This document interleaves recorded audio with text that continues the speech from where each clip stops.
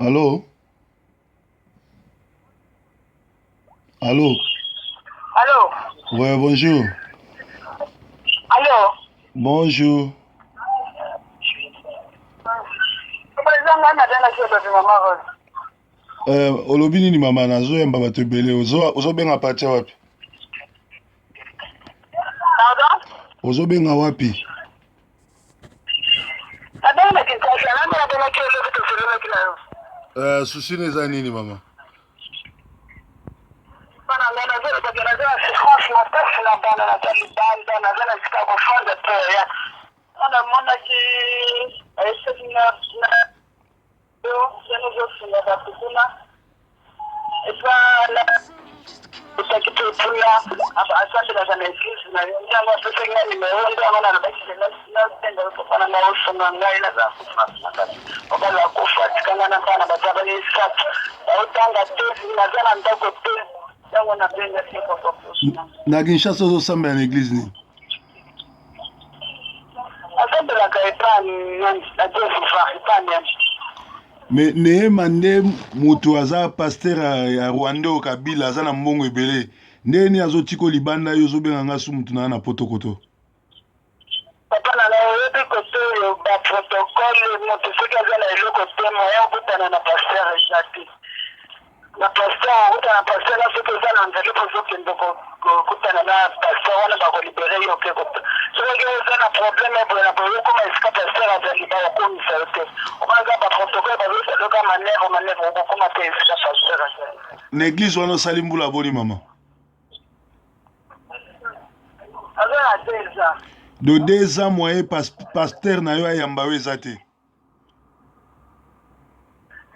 moyen bazoyamba baprotocole vraiment bakutana utilize bato baza ebele moya okutana na ndenge toza babola boye moya okutana na paster eza te baprotocole bazokomisa Yo olobi oza na bana libanda ba situation yango eza ndeni bana ba papa na bango akufa ou bien papa na bango eza ndeni? papa na bango akufa ndako esika totikalaki garanti esilaki makoki ekokaki lisusu te mpona kofuta fami na bango mpe bazalaka awa te baza kuna na kananga eza te papa Bana yango baza combien? baza misato Ozwi numero na nga ndeni? nakutalaki na kamara na nga moko azalaki ausaki te funa asambelaka na eglise na yo nde abetolaki nga lisolo ya kuna ndenge osungaka basufu apesi nga nimero na yo sikoyo na Kinshasa ovandi wapi mpo natinda bato na nga baya okutana na yo opesanga adresse na yo numero na telefone na yango me na Kinshasa ovandi wapi? baza na komi na Kalamu ota yolo na yolo balabala nini numero nini? balabala napande pa mwana moko Wacha combien? wacha 25 bis Wacha 25 bis.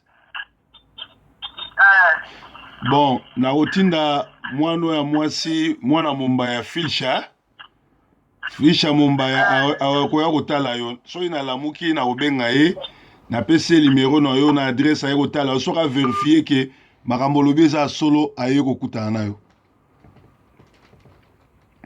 Bien aimé bouti Olanda mama alobi aza na bana libanda asali 2 ans na église ya Sikatenda akutana na pasteur te.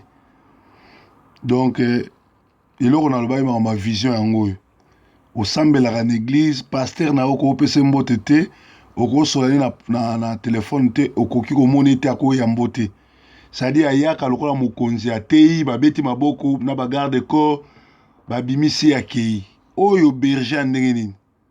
Jésus alobi je connais mes brebis me connaissent. Tala bajara berger ya mikolo oyo ayebi bampate na ye te azalaka pembe na bampate te mpate azolala libanda na bana ye na kati église aza na ntina bato wana te. Et pourtant ye nde ndeko na mwasi azali 4e bureau mwasi ya Kabila oyo azalaka na Afrique du Sud. Donc mbongo ya Kabila mbongo ya Congo bazolia ensemble. mais baza na bato na église bazoyede bango te, bazozwa mpe charge na bango te. Yango moni tala ba charge oyo proverbe baza nango. Bato ya mite ya malamu bomoni numéro ya mama wana bokoki kosoutenir ye sans kopase par nga, bien ke nga mpe na kotinda Filcha akota en contact na ye atala soki eza makambo ya solo mpo tosunga ye. Oyo bazosunga bayebi ke proverbe basungaka oyo bazoleka direct me pa na nga, bomoni ke sango meme na Kinshasa bayebi ke tozosunga babola, tozosunga baorphelin.